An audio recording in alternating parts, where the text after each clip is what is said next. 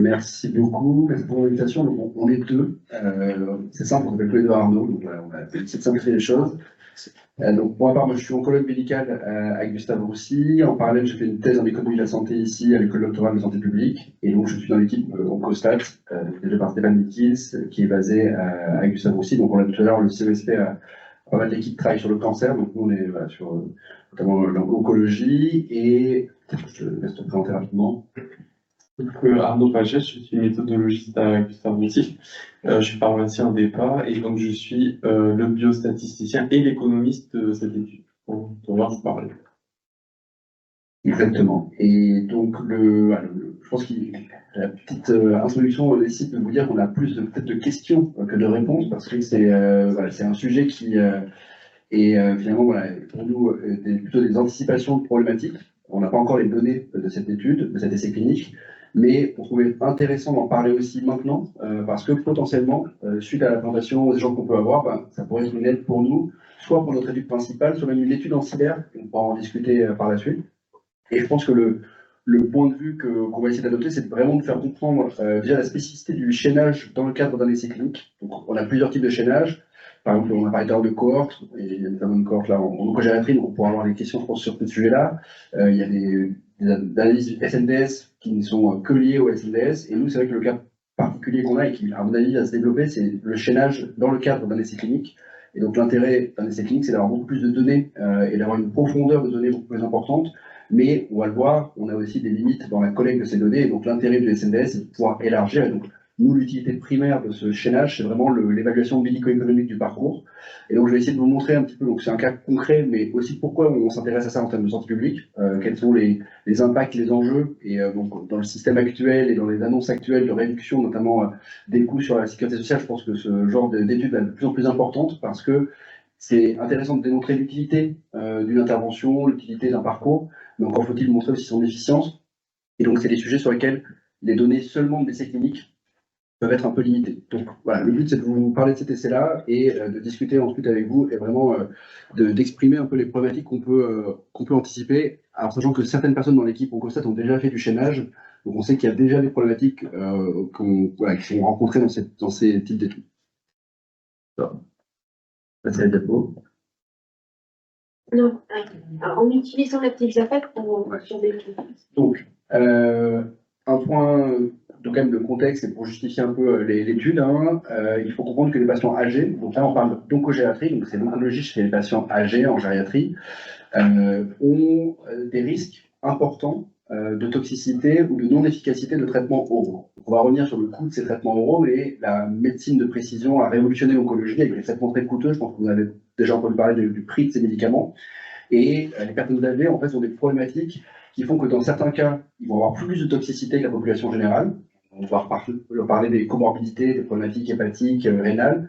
Et dans d'autres cas, au contraire, on va utiliser des médicaments, mais qui ne vont pas être à leur optimum parce qu'ils n'auront pas l'efficacité attendue. Parce que parfois, les études sont faites sur les populations plus jeunes, parce que parfois, ils vont avoir une sous-exposition aux médicaments. Et donc, finalement, c'est une population particulièrement fragile et particulièrement à risque. Ça, c'est connu depuis longtemps et on sait de plus en plus avec le vieillissement de la population dont on va parler juste après, il y a eu des initiatives locales qui ont été mises en place dans différents hôpitaux et ces initiatives, en fait, elles sont différentes disciplines et c'est toute la complexité aussi de notre étude, c'est le côté multidisciplinaire. Mais dans certains hôpitaux, il y a des oncogériatres. On parlait tout à l'heure du docteur Baldini, par exemple, mais il y a des services même d'oncogériatrie qui ont été développés. Mais ça, c'est bien sûr pas le cas dans tous les hôpitaux et tous les hôpitaux n'ont pas un service spécialisé pour la prise en charge des patients âgés. Dans d'autres services, il y a des dosages pharmacologiques qui ont été mis en place. Un exemple, par exemple, c'est l'hôpital Cochin, où il y a beaucoup de dosages qui sont mis en place et donc qui permettent de suivre la concentration du médicament dans le sang, alors que d'habitude, on donnait le médicament et on regardait uniquement cliniquement si le patient avait des toxicités ou était en réponse, mais sans doser ce médicament. Il y a d'autres endroits, et ça s'est beaucoup développé, on parlera après de l'article 51, qui est un mécanisme qui a permis de mettre en place notamment du suivi des patients à domicile, mais il y a aussi des endroits où les pharmaciens, maintenant, ont des rôles de conseil et donc peuvent voir les patients en consultation, en plus de oncologues. Et donc, finalement, toutes ces initiatives locales individuelles, il y a des publications sur ces sujets-là qui disent que ça a un impact, que c'est positif, que ça apporte du bénéfice aux patients. Et on travaillant le parcours, on a essayé de reprendre tout ce qui était entre guillemets intéressant dans ces parcours, mais qui finalement n'était pas très coordonné et n'était pas forcément très systématisé non plus parce que c'était vraiment très local. Et donc le problème, c'est que aujourd'hui, si vous allez dans tel ou tel hôpital, vous n'aurez pas le même suivi ou le même parcours de soins parce que justement les hôpitaux ne sont pas organisés pareil. Donc il y a des barrières organisationnelles parce que ça demande bien sûr de recruter des personnels, etc. Mais il y a aussi des barrières financières parce que bien sûr ça a un coût de mettre en place ce type d'action. Là où finalement c'est un cas un peu particulier, mais finalement il faut quand même voir que le vieillissement de la population, ça va être une problématique que tout le monde connaît, mais en 2050, on estime que donc, la moitié des patients atteints d'un cancer auront plus de 75 ans. Donc les problématiques qu'on voit à l'heure actuelle vont être décuplées dans les années à venir, et si en parallèle il y a encore plus de médicaments, encore plus de traitements, il y aura aussi des enjeux liés à ça parce que on aura de plus en plus de patients qui vont être sous traitement et des patients âgés. Et donc ça c'est vraiment quelque chose qui doit être anticipé, et on pourra revenir aussi sur un peu peut-être des modèles de prédiction ou d'estimation pour la suite parce qu'il y a potentiellement aussi des changements dans la prévalence et l'incidence de ces cancers. Ça, c'est aussi pour illustrer un peu les volumes un peu de patients, entre guillemets, les volumes de patients, mais pour montrer que, alors, en 2014, donc il y a déjà 10 ans, il y avait 370 000 personnes qui avaient été prises en charge en milieu hospitalier. Donc, si on veut faire des études sur le SNDS en général, on est quand même sur des. Peut-être que pour les informaticiens, c'est pas des très grands nombres, mais pour nous, c'est des grands nombres. Et on a des enjeux où, finalement, un essai clinique, là, on va vous parler du nôtre, hein, c'est à 800, à peu près 800 patients. On ne peut pas faire des essais sur ces 300 000 patients, etc. On a des cohortes, mais elles ne sont pas suffisantes. Donc, voilà, on a vraiment des enjeux sur le volume de patients aussi et le volume de données qui seraient intéressantes à regarder. Ça, c'est pour illustrer quand même la partie sur le coût des traitements. Donc, bien sûr qu'on sait qu'il y a une prise en charge qui est coûteuse pour le patient âgé, polymorbidité, on va en reparler juste après, mais aussi les thérapies sont très coûteuses. Alors, il y a deux grandes révolutions en oncologie, c'est l'immunothérapie et les thérapies ciblées orales. Donc, l'immunothérapie, la spécificité, c'est qu'elle est souvent administrée à l'hôpital, en hôpital de jour. Et donc ça a vraiment des impacts très importants sur le parcours et comment est-ce qu'on l'analyse, parce que finalement, les patients doivent venir à l'hôpital pour recevoir le traitement. La différence avec les thérapies orales, et je pense qu'on en parlait tout à l'heure sur LKVA ou sur des données sur le DS, par exemple, sur des entrepôts de données de santé au sein des hôpitaux, c'est que les thérapies orales elles peuvent être données à l'hôpital, en rétrocession, etc. Enfin, ça, on pourra en reparler après, mais elles peuvent aussi être données en officine, donc la médecine de ville. Et donc par rapport à ce qui était présenté ce matin sur le SNDS, on voit bien qu'il y a des données qui viennent de la ville, des données qui viennent de l'hôpital, et donc c'est des données qui peuvent venir de différents endroits et qui ont un impact, en tout cas en termes d'impact financier. C'est assez évident que si ces thérapies orales, qui sont de plus en plus nombreuses, hein, il y en a chaque semaine presque qui arrivent sur le marché avec des AMM, forcément, on se retrouve avec du coup potentiellement soit des mésusages, soit des prescriptions qui ne sont pas bien faites, et potentiellement aussi donc, voilà, des patients qui vont soit être sous-dosés, soit surdosés, et c'est tout l'intérêt de l'étude qu'on essaie de mettre en place. Sur la fragilité des patients, je pense qu'il y a aussi un point, c'est que finalement, si on regarde que le cancer, on passe un peu à côté en fait, des problématiques de ces patients âgés. Et là, du coup, on voit bien qu'ils sont très fragiles. Donc, ça, c'est les comorbidités et le nombre de patients qui ont des ALD, mais des multiples ALD. Et vous voyez qu'il y a des proportions assez importantes de patients qui vont avoir à la fois un diabète et un cancer, à la fois une maladie psychiatrique, une maladie cardiovasculaire, etc. Donc, on voit bien que l'enjeu sur ces patients, c'est aussi que c'est des patients fragiles avec des comorbidités. Et donc, c'est aussi un enjeu pour nous en termes de collecte de données, parce que si on se focalise uniquement sur le cancer, on passe peut-être à côté de certains, alors on parlera après de clusters, etc., mais de certains types de patients qui peuvent être un peu différents. Et l'autre enjeu, c'est la polymédication, c'est le fait que les patients sont souvent avec beaucoup de médicaments sur leur ordonnance. Et donc ça a des impacts, nous, sur l'étude en particulier, c'est le lien avec les interactions potentielles entre les médicaments, mais potentiellement, c'est aussi la consommation de soins qui est importante parce que c'est eux qui consomment le plus de médicaments.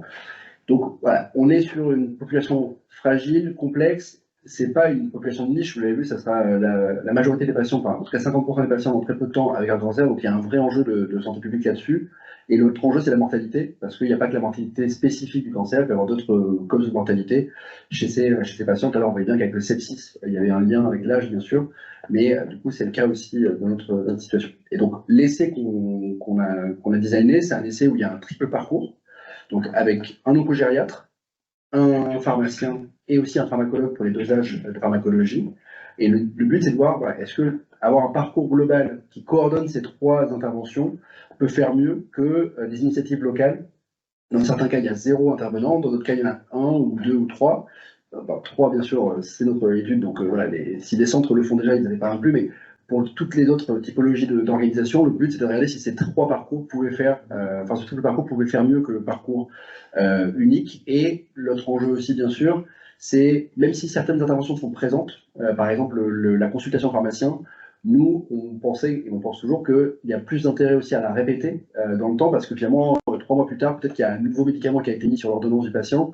Et donc parfois, il y a des interventions qui sont faites à l'instant T, mais qui ne sont pas répétées dans le temps. Donc il y a aussi un enjeu de suivi. Et donc, finalement, l'essai, c'est une étude randomisée dans laquelle les patients âgés de plus de 70 ans sont randomisés en 2 bras. Un bras avec un parcours standard et un bras avec un parcours où il y a le triple suivi. Et on va comparer ça pour regarder le critère de genre principal qui est la toxicité de grade 3. Ça, c'est pour le schématiser juste comment c'est sélectionné, mais il y a un score qu'on fait, un score clinique.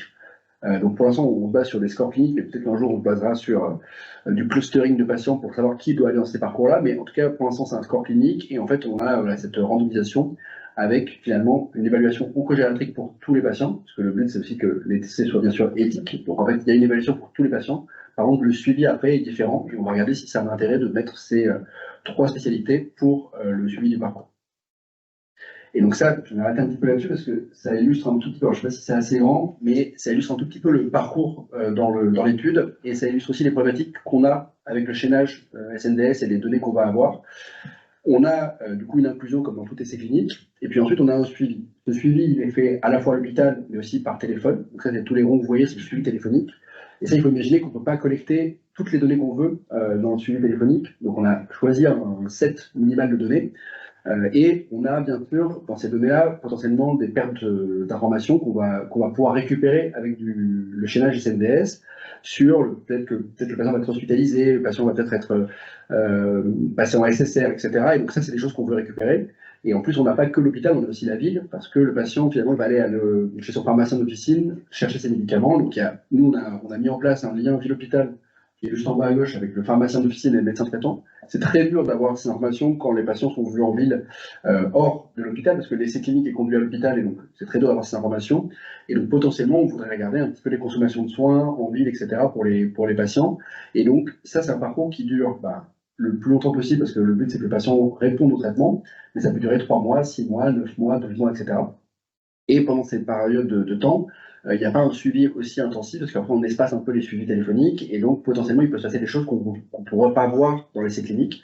Donc bien sûr le rôle de l'essai clinique, c'est d'avoir des informations précises. Donc notamment lors des passages à l'hôpital, vous allez voir, on est très précis, et ça je trouve que c'est aussi un point, c'est de bien garder en tête qu'il y a un intérêt à faire un essai clinique pour aller plus loin dans certaines questions qu'on se pose et dans les interventions bien sûr, mais on est en tout cas nous sur la partie de l'évaluation du parcours limité quand même en termes de ressources, en termes de capacité de collecter les informations, et surtout c'est du déclaratif, et on ne peut pas avoir vraiment une vision à 360 du parcours du patient, d'autant plus qu'on est sur des patients qui peuvent être par exemple en EHPAD, qui peuvent être en SSR.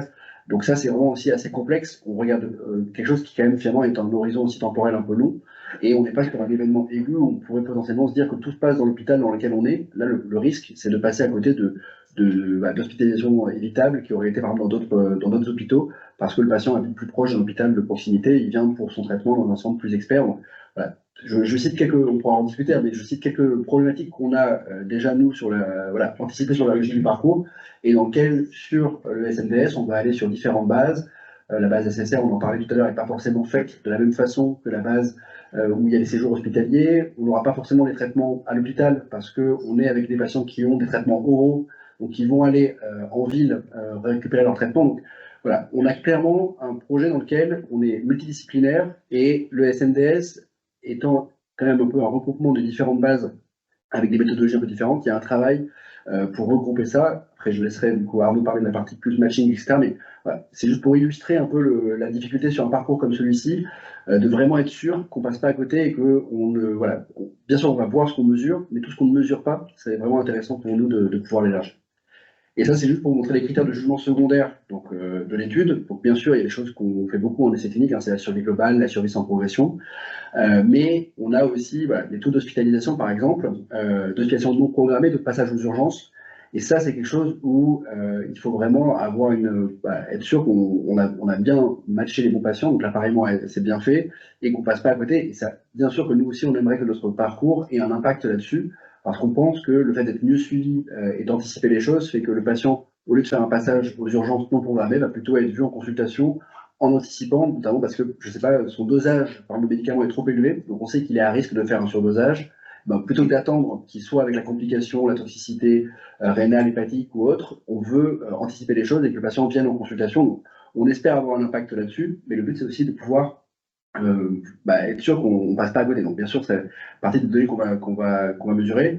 Il y a aussi le fardeau de l'aidant principal. Ça, c'est un sujet dans pas mal de pathologies chroniques, en particulier en gériatrie. Alors, je ne sais pas si le SNS peut vraiment aider sur ce sujet-là, mais on pourra en discuter. Mais en tout cas, voilà, c'est vrai que le fardeau de l'aidant principal, nous, c'est aussi un enjeu parce qu'on sait que c'est des patients qui sont souvent dépendants avec des gens à leur côté. On parlait tout à l'heure de l'observance.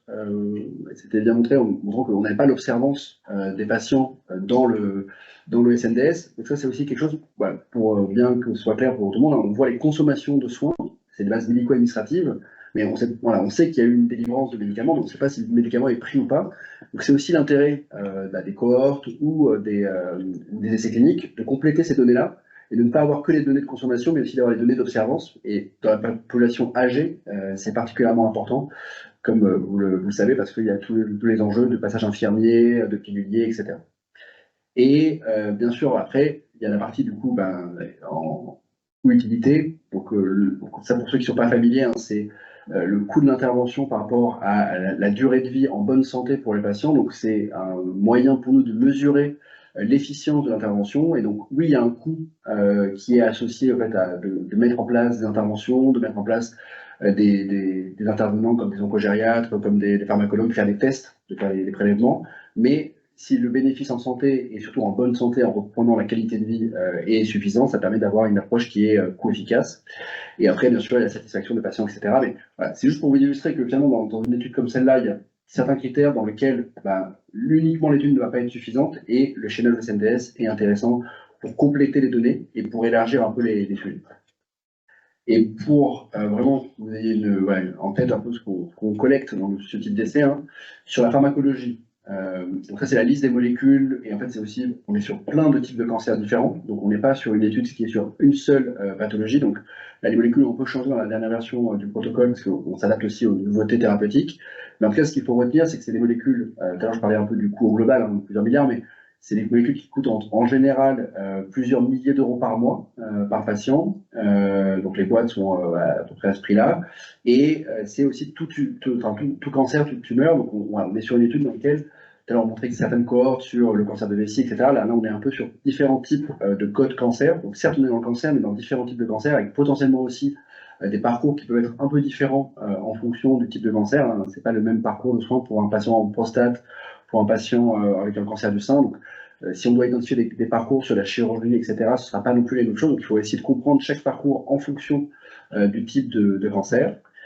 Côté pharmacie, ça c'est juste pour illustrer. Donc ça, c'est typiquement ce qu'on va faire dans l'évaluation par le pharmacien en consultation. Et bon, vous voyez que ça, c'est des choses qu'on n'aurait jamais, bien sûr, avec le MBS, mais on a des interventions qui peuvent être faites par différents praticiens et qui peuvent être faites aussi à l'hôpital. Et donc ça, c'est aussi un enjeu parce que finalement, on ne pourra pas non plus mesurer les coûts uniquement avec le SNDS. Donc ça, on a une dernière slide sur le micro-costing, ce qu'on fait pour essayer de mesurer ces interventions. On n'a pas de données plus globales. Et on voit aussi que ça peut être à la fois à l'hôpital en consultation, à l'hôpital le jour, ou ça peut être aussi parfois quand le patient est hospitalisé. Et donc ça revient aussi à des sujets qu'on a, mais quand c'est pendant l'hospitalisation, on peut ne pas avoir l'information que le médicament est délivré. C'est généralement dans ce qu'on appelle un GHS, un groupe homogène de séjour. Et donc ça peut aussi être un facteur de complexité pour nous dans ce genre de sujet. Voilà. Et ça, c'est juste pour montrer que finalement, le suivi au premier mois, au deuxième mois, etc., il va être fait par différentes personnes, par téléphone, etc., par des infirmiers. Donc c'est vraiment un parcours assez ambitieux dans lequel on se calque aussi sur l'organisation de chaque centre. Donc dans certains centres, il y a une infirmière de pratique avancée, par exemple, qui peut être en charge de faire ça. Dans d'autres centres, ça va être un oncogériatre. Donc voilà, il y a aussi cet enjeu de coller à la réalité du terrain. Et pour finir sur l'oncogériatrie, c'est un peu le même principe. Il y a du coup des tests validés pour notamment les facteurs de fragilité, l'état cognitif du patient, les chutes, etc. Et donc, le fait d'évaluer ça en amont permet aussi potentiellement d'éviter ce que je disais tout à l'heure, les hospitalisations ou les séjours en SSR prolongés, etc. Et donc c'est ça qu'on essaie de mettre en place et on aimerait bien montrer que le fait de faire ce suivi a un apport et diminue notamment la charge pour les patients en termes de... donc, là, peu importe le détail, hein, le but c'est juste de comprendre que ce suivi est assez intensif. Donc ça va nous donner des réponses sur certains éléments et sur l'impact de ces interventions, mais ça reste aussi un coût associé, bien sûr, comme toute intervention nouvelle qui est hors du parcours de soins classique. Et donc, voilà, les enjeux, il y a la multidisciplinarité. Donc ça, je pense que le projet-là, il explique bien cet enjeu-là. Et donc, pour le thème aujourd'hui, c'est le SNDS, on voit bien que va y avoir différents besoins de...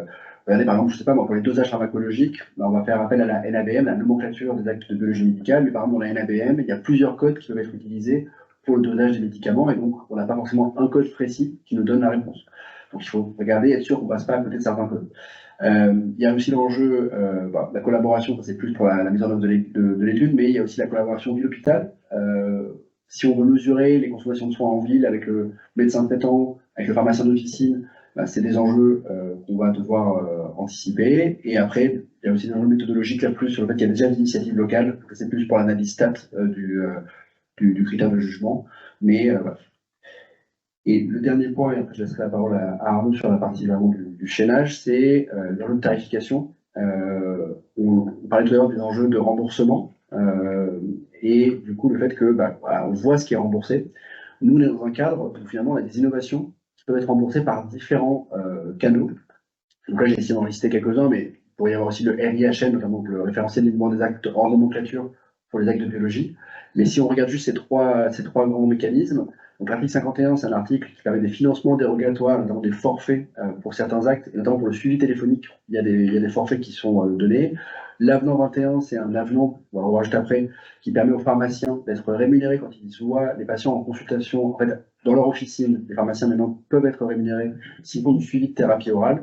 Et puis l'hôpital de jour aussi a évolué un peu avec des hôpitaux de jour plus ou moins complexes en fonction du nombre de patients qui viennent.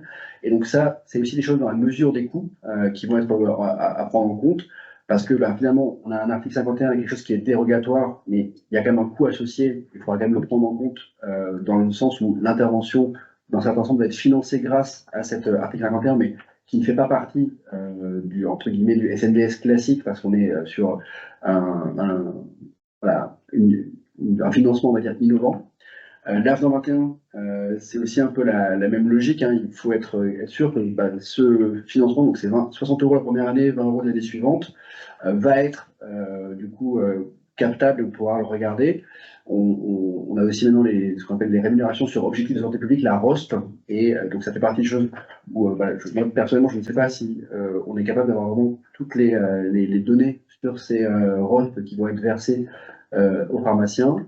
Et après l'hôpital de jour, ce que je vous disais, c'est qu'il y a différents types de GHS. Donc GHS, les groupes régionaux de séjour. Nous, on peut faire un GHS assez élevé parce qu'il y a plusieurs intervenants. Il y a le cogériatre, il y a l'infirmier, il y a le pharmacien, le pharmacologue. Mais ce sera aussi important de bien mesurer ça parce que ça fait partie du parcours de soins. Donc voilà, en synthèse, c'était un peu le projet en tant que tel, surtout les liens et les problématiques qui peuvent, à mon avis, se généraliser à d'autres parcours de soins. Et en tout cas, en gériatrie, c'est quelque chose qui est commun, à mon avis, à toutes les spécialités. Et du coup, je laisse la main à Arnaud pour parler un peu de la partie plus du coup SNDS.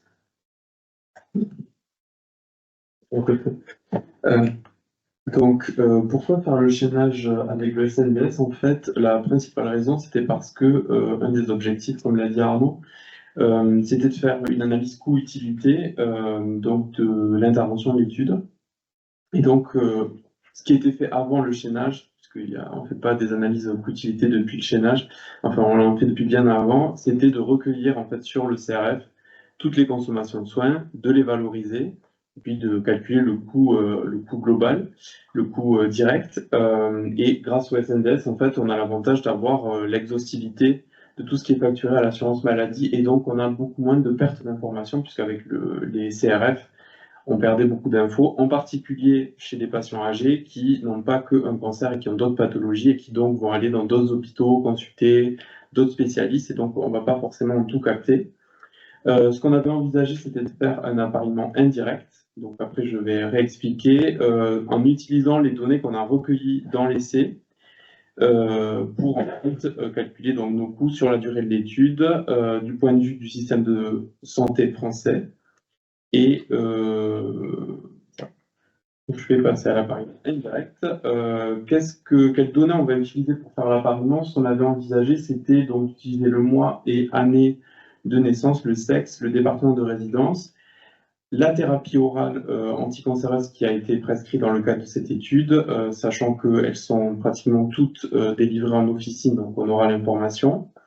Et on aura aussi l'information dans l'essai, et puis des données d'identification des passages à l'hôpital pour le traitement du cancer, la radiothérapie ou l'intervention, ainsi que la date et le type de l'imagerie diagnostique initiale. Alors, on pourrait partir juste sur ça, mais d'expérience, sur des études précédentes, le problème c'est que ces données-là, elles vont être recueillies dans un CRF, pas forcément périmétrées exactement pour correspondre aux données du SNDS, pour faire correspondre les données.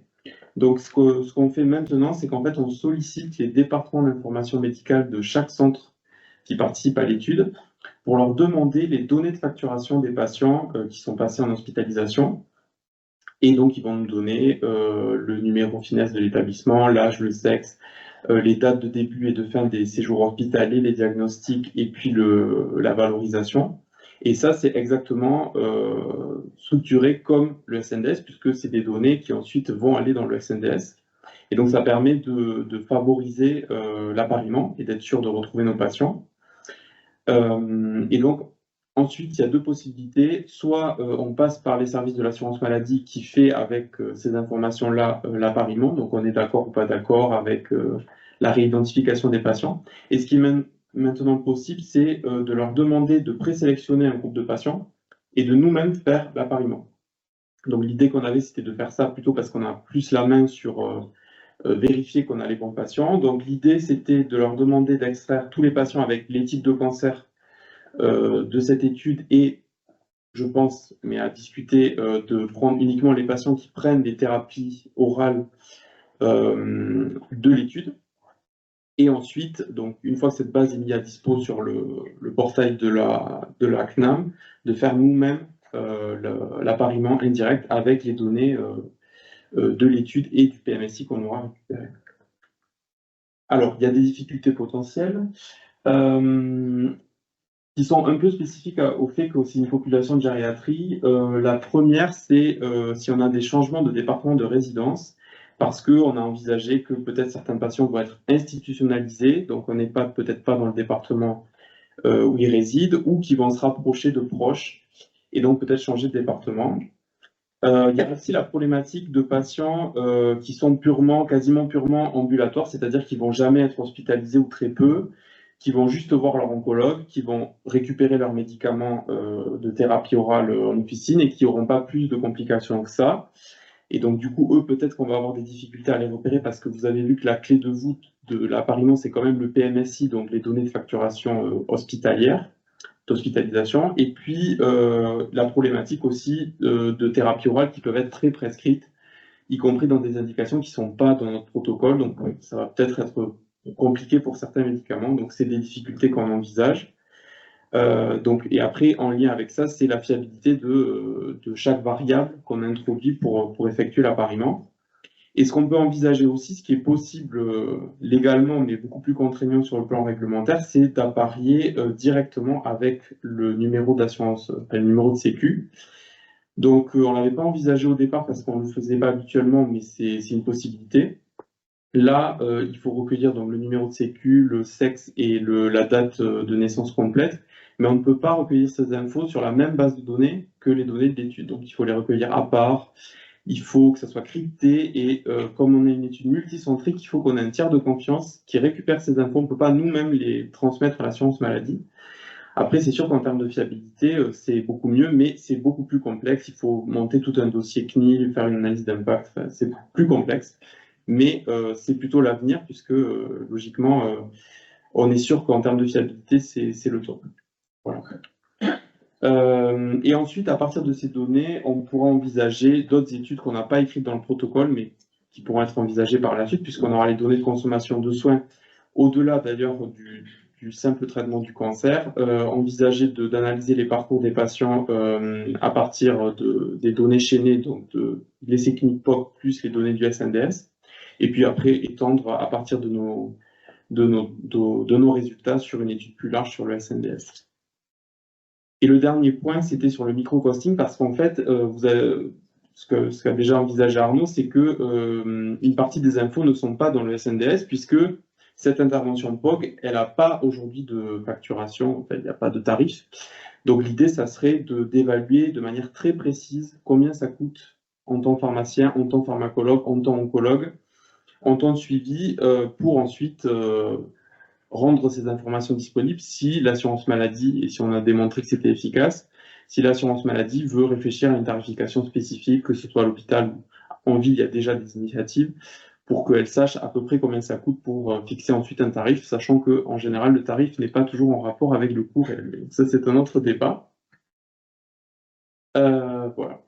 Donc, ce que je voulais vous dire, et puis bon, on est prêt à vos remarques, questions, conseils. Un petit point, mais c'est vrai que par rapport à ce qu'on a dit ce matin et ce qu'on voit aussi, sur l'appariement indirect, nous, on anticipe qu'il y a forcément des méthodes à utiliser. La méthode de la CNAM est une méthode qui va être top, etc. Mais il y a potentiellement des meilleures méthodes pour faire ce matching et être sûr qu'on ne passe pas à côté des bons patients. Sur l'histoire des parcours de soins, je pense que clairement pour l'ensemble, le cœur du projet, c'est vraiment de faire déjà l'étude, bien sûr, randomisée, de voir si cette intervention a un impact bénéfique ou pas, mais potentiellement c'est d'élargir pour regarder plus largement les différents parcours et voir chez qui peut-être on pourrait le faire mieux, parce que vous avez vu, on sélectionne finalement les patients sur l'âge et un score un score clinique, on appelle le score G8, et ça reste une façon assez empirique de sélectionner les patients, donc peut-être qu'il y a un moyen d'avoir une meilleure sélection des patients. Et pour finir, je pense que le principe de ce genre de chaînage, etc., c'est aussi que voilà, le côté interdisciplinaire dont on parlait là, dans le cadre de l'étude, finalement, il y a des compétences à avoir pour ce type de travail qui peuvent être, comme avis, liées aussi à vos compétences dans la graduate school informatique. Et donc, c'est aussi l'occasion d'en parler. Et si jamais quelqu'un est intéressé pour la suite, il ne faut pas hésiter à nous le dire.